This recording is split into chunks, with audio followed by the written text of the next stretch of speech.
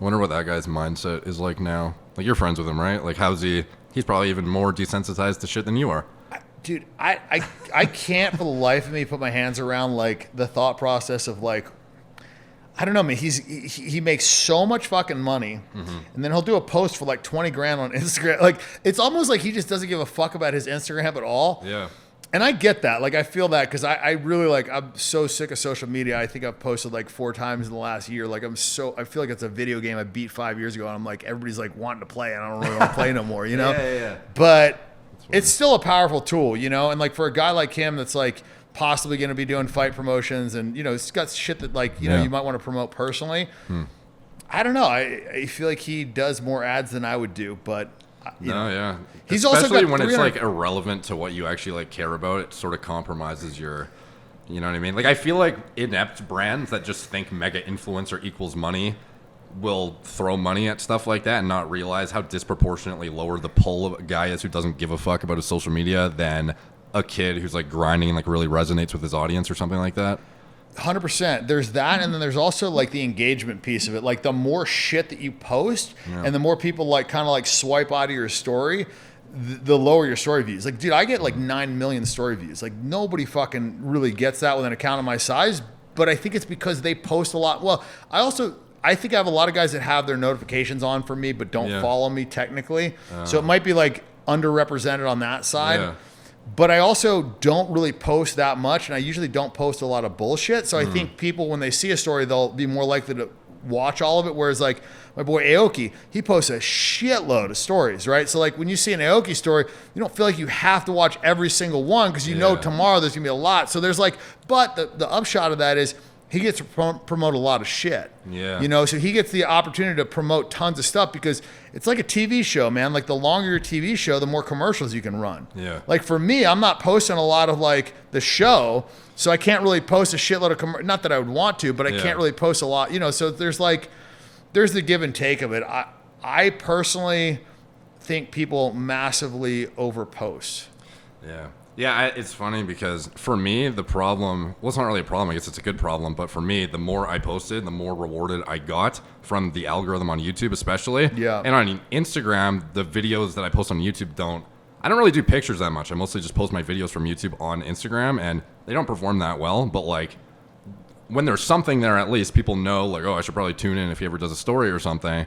So people follow, but it's definitely like, if I don't post for like 2 weeks, like I have been now, and then I post this, for example, granted this would get ridiculous views anyways, just because it's you, but people are like, they're used to me posting twice a day, and now I haven't posted for 2 weeks, and they're going to be like, it's disproportionate regardless of what I posted next, for sure. Yeah, I think the YouTube algorithm, like you said, is much different. Also, because they want people to like consistently post. So I think you're right about that. Like, I think on YouTube, if you don't post once a week, the algorithm punishes you for that. Yeah, you get fucked if you don't like stay in your snowball algorithm sort of thing. Yeah, which kind of makes sense from their standpoint. It sucks from a creator standpoint, right? Because like you have this pressure to like constantly fuck and do it. You know, man, it was.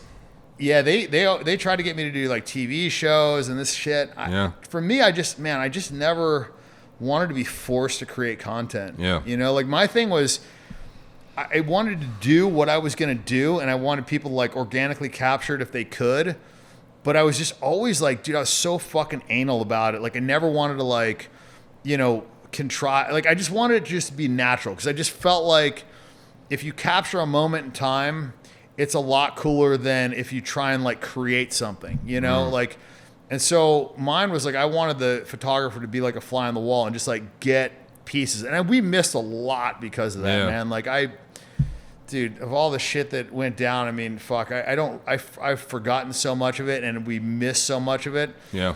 But I feel like it was better because it didn't feel like we were on a fucking show all the time. Yeah. You know?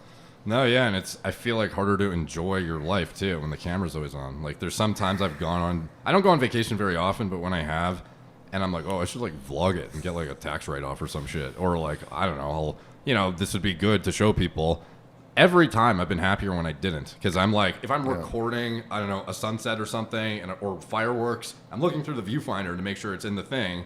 And then I miss it. And it's not like I'm going to watch that video back, you know what I mean? Yeah. It's like a totally different experience. So, I don't know. That's sort of what I've learned, is to kind of, Like, I feel like that makes sense the way you've been doing it. Dude, I can relate more than you know. I mean, it was, for me, with the Ignite stuff, I really felt like towards the end of it, I was like, I don't know, man. I was doing what I said I didn't want to do, which was kind of like, I was like a slave to producing the content, and it was like more about like capturing the moment than living in the moment. Yeah. And that definitely made it way less enjoyable for me, because it's like when you're worried about like getting a shot, you're not enjoying what you're doing. And then when you do get the shot, it's not as organic and authentic as like if you're just fucking having fun, if like, and also if the girls know that we're trying to get a shot, like they're all like smiling at the camera. It's like, I don't know, man, like you see guys that have tried to copy me over the years, and it's like when you look at their stuff, you can see that it's not real. Like they're not fucking those girls.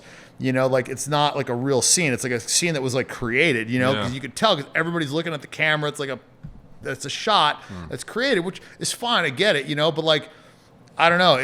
The internet's pretty good at like figuring out like when shit is like legitimately happening and when it's not, And so, I think it's it's one of those things where it's a balance, man, because there's so many people making so much money off doing the online stuff that they almost have to, It's like you have to get those shots. You have to like capture those moments, but it makes it so it's like you're not enjoying your life as much. It's a hard balance. Yeah. So like for our ambassadors for my supplement company, for example, I tell them to only post stories. I never want like a certain amount of feed posts or anything like that. I'm always like, when you take your pre-workout or you take this, throw up a story. Like that's what I'd want, rather than go out of your way to like pose with this bottle and like do this and get a pump and then put the bottle by you while you're flexing, or some chick like like bouncing on your ass and like take a picture. Like that kind of shit doesn't work, I feel like. Yeah, and it's tough because now like the expectation of content, I feel like, is so much higher. Yeah. Because everybody's fucking done everything, right? And you've already posted like all your best angles, all this shit, all the stuff that like came to mind. So now it's like, and that's where I was with the Ignite stuff, is I felt like I had to like top what I had done, And so when you get in that mindset, it's kind of like, it sucks, because then it's like you constantly like upping the bar for yourself, and it makes it kind of stressful. Because like then if you post some shit that's like not as good as your last thing, then it's like almost like your shit's declining. I've like seen guys get in their head about this stuff. One thing that might work out though, I feel like, and this is just my like outside perspective, is the fact